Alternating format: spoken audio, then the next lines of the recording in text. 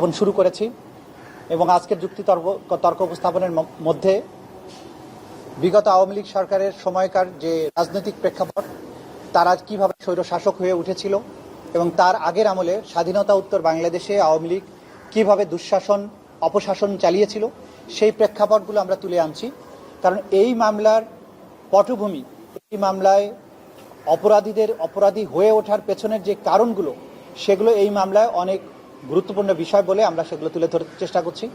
এবং এই পটভূমির বর্ণনার পরে আমরা ক্রমান্বয়ে সাক্ষ্য প্রমাণ যেগুলো উপস্থাপিত হয়েছে সেগুলো বিশ্লেষণের দিকে যাব এবং আমাদের দিক থেকে আমাদের আইনের যে সমস্ত ব্যাখ্যা আছে, সাক্ষ্য প্রমাণের আলোকে আসামিদের অপরাধ প্রমাণের যতটুকু বিষয় আছে সেগুলো আমরা তুলে ধরব। এবং আমাদের যুক্তিতর্ক শেষ হওয়ার পরে ডিফেন্সের যিনি লয়ার আছেন তিনি তার যুক্তিতর্ক উপস্থাপন করবেন এবং এরপরে মামলাটি নিষ্পত্তির দিকে ধাবিত হবে ইনশাল্লাহ। এই রাষ্ট্রের যে স্বৈর শাসকের কি চেহারাটা ছিল, তারা কিভাবে বাংলাদেশকে একটা গুম এবং খুনের স্বর্গরাজ্যে পরিণত করেছিলেন, তারা কিভাবে নির্বাচন ব্যবস্থাকে ধ্বংস করেছিলেন, এই সমস্ত বিষয়গুলো তুলে ধরেছি। স্পেশালি গত 15 বছরে প্রথমত ক্রসফায়ারের নামে বিচার বহির্ভূত যেভাবে হত্যাকাণ্ড ঘটানো হয়েছিল সেগুলোর বর্ণনা তুলে ধরেছি। ক্রসফায়ার এক পর্যায়ে স্থিমিত করে এই মানুষগুলোকে গ্রেপ্তার করে তাদেরকে গ্রেপ্তারের বিষয়টি অস্বীকার করা, গোপন কারাগারে বছরের পর বছর আটক রাখা এবং সেখান থেকে অনেককে মিথ্যা মামলা দিয়ে চালান দেয়া এবং বাকিদেরকে বিভিন্ন জায়গায় নিয়ে গিয়ে রাতের আধারে হত্যা করে বিভিন্ন নদী নালা খাল বিল বনে জঙ্গলে তাদের লাশ ফেলে দেয়া, নদীতে হত্যা করে তাদের পেট চিরে তার সাথে সিমেন্ট বেঁধে দিয়ে ডুবিয়ে দেয়া,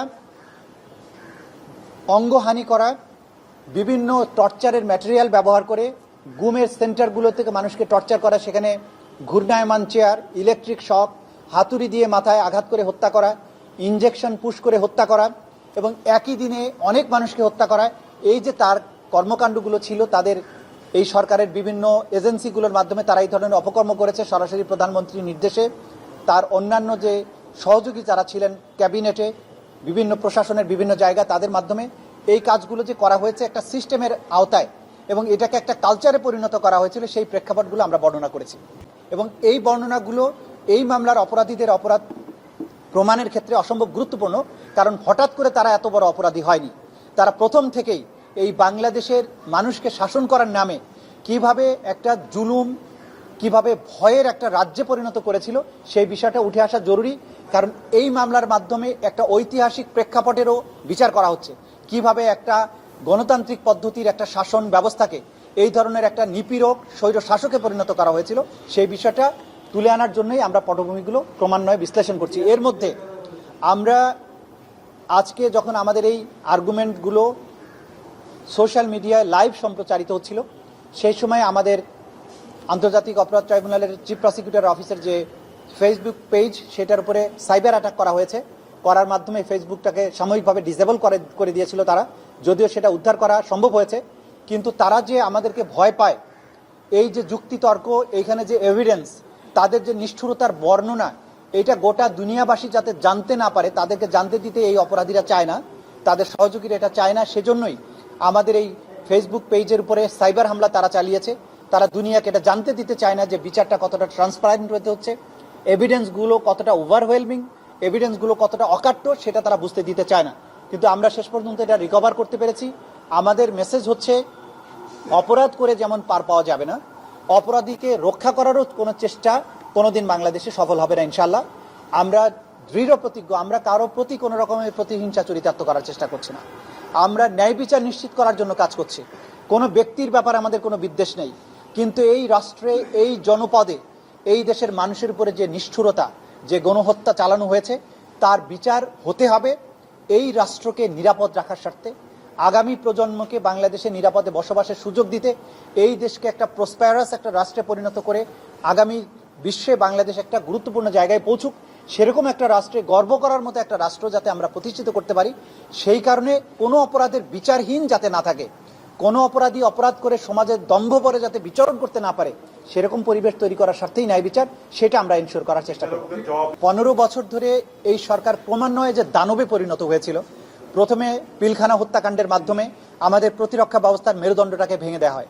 আমরা বলেছি যে সেনাবাহিনী যার সাথে একটা নাম সবসময় যুক্ত করা হয়, দেশপ্রেমিক সেনাবাহিনী, সেনাবাহিনীকে দেখলে বাংলাদেশের মানুষ, আপনারা জানেন যে রাস্তায় দেখলে মানুষ ফুল নিয়ে এগিয়ে যায়, স্লোগান দেয়, তাদেরকে জড়িয়ে ধরে। তার মানে সেনাবাহিনীর, সাধারণভাবে সেনাবাহিনীর প্রতি বাংলাদেশের মানুষের যে আস্থা আছে যে তারা দেশকে রক্ষা করেন, সেই জায়গাটাকে ভেঙে দেওয়ার জন্য 2009 সালের 25শে ফেব্রুয়ারি 26শে ফেব্রুয়ারি পিলখানাতে সেনাবাহিনী অফিসারদেরকে হত্যা করার মাধ্যমে আমাদের প্রতিরক্ষা ব্যবস্থার মেরুদণ্ড তারা ভেঙে দেওয়ার চেষ্টা করে।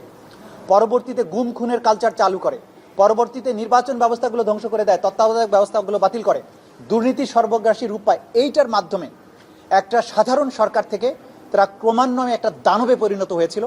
জনগণকে নির্যাতন করা, হত্যা করা, ভয়ের রাজত্ব কায়েম করা, এটা ছিল তাদের টার্গেট। এই দানবীয় শাসকই একটা পর্যায়ে এসে 2024-এ আমাদের তরুণ তরতাজা প্রজন্মের উপরে তারা সর্বাত্মক আক্রমণ চালায়, তাদেরকে হত্যা করে।